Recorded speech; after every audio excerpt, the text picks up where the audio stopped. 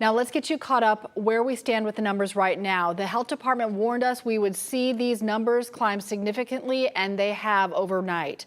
Right now, there are 420 confirmed cases of COVID-19 in the state of Georgia. There are 13 deaths. This spans 50 counties. The numbers yesterday were 287 cases and 10 deaths and 35 counties.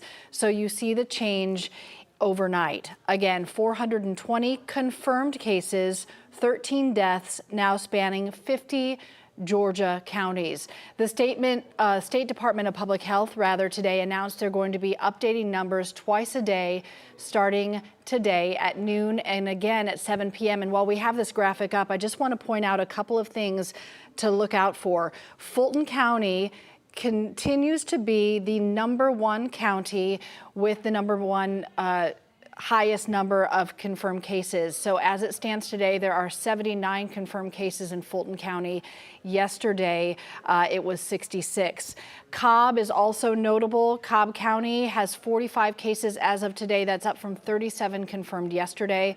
And really, let's think about Bartow County for a moment, because Fulton County has more than 1 million people in that county. Bartow County has a population of about 100,000. And Bartow County, as of today, has 40 confirmed cases, up from 26 yesterday.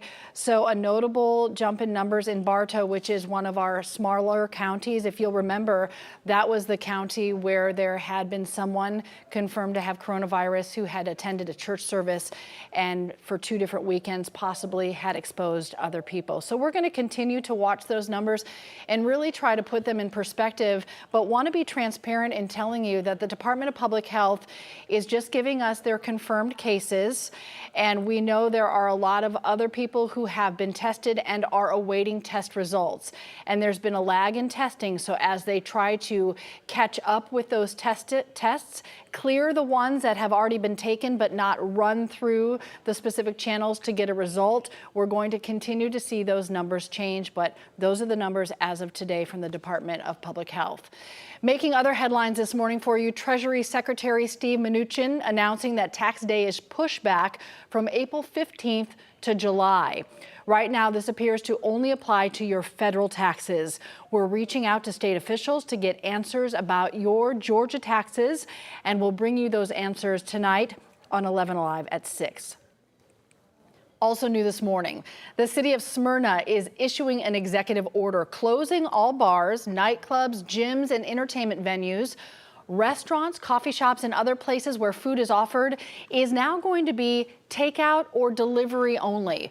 Restaurants with a license to sell alcoholic beverages can sell them without takeout orders, and this order is in effect through April 3rd. Again, this is for the city of Smyrna, and they've just announced this late this morning. We've got you covered with facts, not fear. Coming up, we're talking with 11 Alive medical correspondent Dr. Sujatha Reddy. She's going to answer your questions about coronavirus. So if you have a specific question you'd like her to answer, text us using this number, 404-873-9114. Remember, that's a text, not a phone call, 404-873-9114. Officials in Athens, Clarke County are calling on residents to stay at home to help curb coronavirus cases. But what does that mean exactly? Liza Lucas is joining us to break it down. And Liza, talk about the reaction to people who are living in these areas that are hearing about and learning to deal with these new rules in place.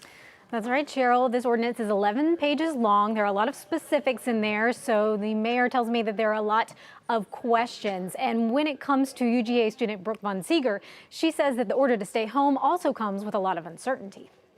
This whole thing started, it was not that big of a deal, like you guys will be okay, but now it's becoming such a big deal. So now that they took like such a drastic measure to keep us inside 24/7, it kind of hits like, wow, this is really like getting bad, and I really need to take this seriously.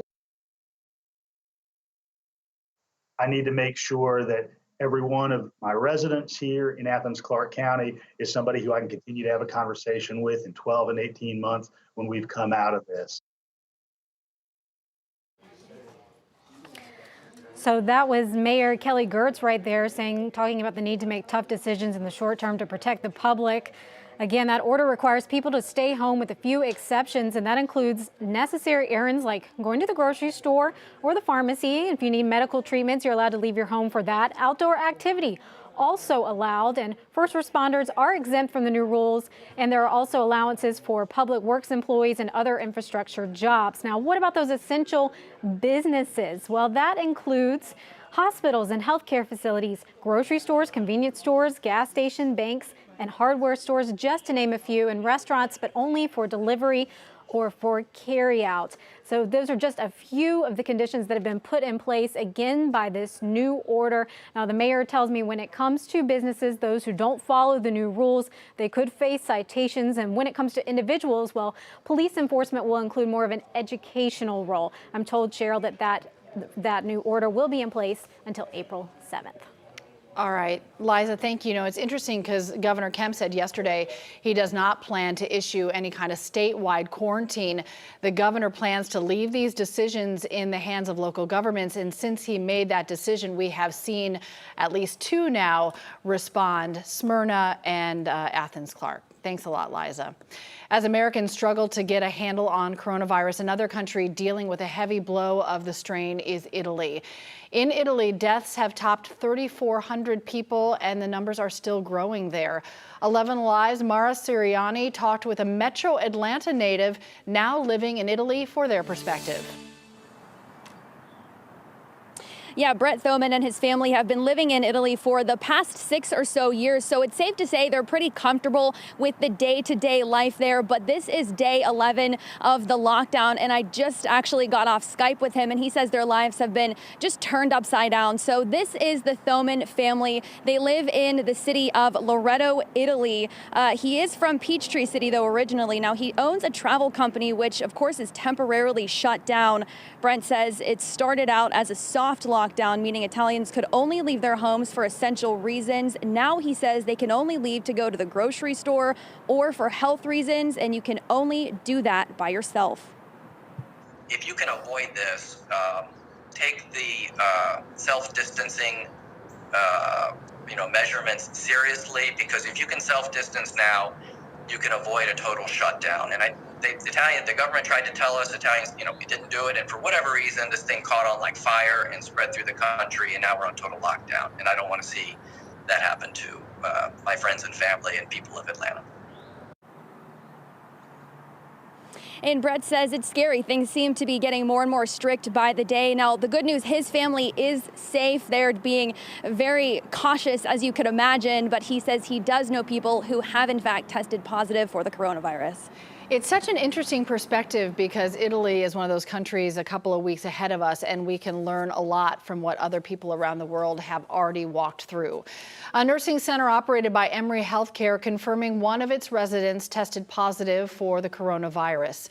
This is Bud Terrace in DeKalb County. They say the patient is out of the center and receiving treatment. Residents and employees are being monitored now for symptoms as well.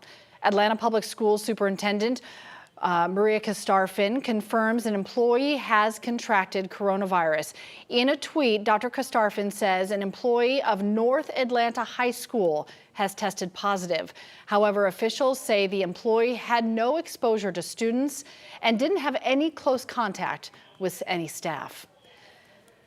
So many people feeling anxiety and feeling the worry as things change day to day. But no one more than the UGA researchers racing to try to discover some kind of vaccine that can help with COVID-19. The head of the team tells John Shurik he's never known such a sense of urgency to get the job done. It is a race to unravel the secrets of a coronavirus vaccine. Researchers at the University of Georgia and around the world working around the clock to develop a vaccine that can make everyone immune. So there is quite a sense of urgency. Dr. Ted Ross And we've never seen anything like this in over 100 years. talked with me on my noisy home Skype connection. Dr. Ross leads the researchers at UGA's Center for Vaccines and Immunology in Athens, and they've already begun trials on animals using the live coronavirus, injecting the animals with experimental vaccines. And then we test them to see if they have antibodies that will neutralize the real live virus. Dr. Ross says researchers everywhere who are working on a vaccine are sharing data with each other, everyone feeling unprecedented pressure to get a vaccine on the market as fast as possible, which may be early next year. And the sense of urgency at getting something done quickly is really putting a lot of pressure on the research community and the medical community, and we haven't really experienced this in our lifetime. So there is a lot of anxiety with trying to come up with something effective that will work against this particular virus. Dr. Ross tells me the end game is to create herd immunity, getting everyone inoculated as fast as possible to reduce everyone's exposure, including those who are not vaccinated. John Sherrick, thank you so much. Cherokee County residents are now facing a new obstacle related to coronavirus. The Marshal's office is now restricting the number of people who are able to go to funerals. Nick Sturdivant tells us how this is impacting residents' ability to put their loved ones to rest. It is the new normal that has extended to people paying their final respects. It's just tough. It's tough on everyone. Captain Jay Baker with the Cherokee County Sheriff's Office says recently the Marshal's Office reached out to funeral homes and providers recommending they follow the CDC's recommendation, asking that funeral homes not have more than 10 people at a time in a room for visitations and services. Captain Baker says this is in response to what happened in Daugherty County, where evidence suggests 2 funerals may have been tied to 8 cases and exposed several others to the virus. Listen, this isn't a law. We're not going to arrest people because they've got 12 people at their funeral. We're just asking people to, this is a different time. And we're under a different set of circumstances than normal. So it's really been a harder transition for families, not being able to have all of their friends and loved ones. Casey Guyton owns Sosebee Funeral Home in Canton and says while this is tough, they're thinking about the bigger picture. As far as our end, of course, yes, it does affect financially also, but that's okay as long as we're trying to help keep our families and the community safe. As always, 11 Alive is committed to bringing you facts, not fear. And a new study from the National Institutes of Health is giving concrete numbers for how long this coronavirus can survive on different surfaces. This is a question so many of you have been asking us. So Jason Puckett, with our Verify team, found out the answers for you. We're talking about a new study today because it gives us the first real data about how long this coronavirus can survive on surfaces. That's important because every number so far has been based on data from SARS in 2003. Now we aren't relying on an old virus anymore. So let's jump into the study and break down the facts of what it does and doesn't say. The research was done by the National Institutes of Health and CDC with scientists at Princeton and UCLA. So this chart shows the basic results. They tested 5 environments: aerosol, copper, cardboard, stainless steel, and plastic. The main findings: that it can remain aerosolized or in the air for up to 3 hours, that it can survive on stainless steel or plastic for 72 hours, cardboard for about 24 hours, or copper for about 4 hours. So these numbers represent how long the virus can survive, but that doesn't mean that it always will. We know the virus's survivability is impacted by outside factors like temperature and humidity, but this test was in a controlled environment, temperature between 70 to 73 degrees and 40% humidity. That means that in a perfect lab environment, the virus can survive this long. But in a real-world situation, those other factors could lower survivability. The main takeaway: that we should be cautious of most surfaces right now, even ones like copper. And make sure you avoid touching your face and mouth, and as always, keep on washing your hands. With your Verify, I'm Jason Puckett. Coming up, 11 Alive medical correspondent Dr. Sujatha Reddy is answering your questions about COVID-19. Let us know if you have a question by texting us at 404-873-9114. That's a text, not a phone call. You can save this number to your phone, 404-873-9114. Our special coverage here online at 11alive.com continues in just a moment.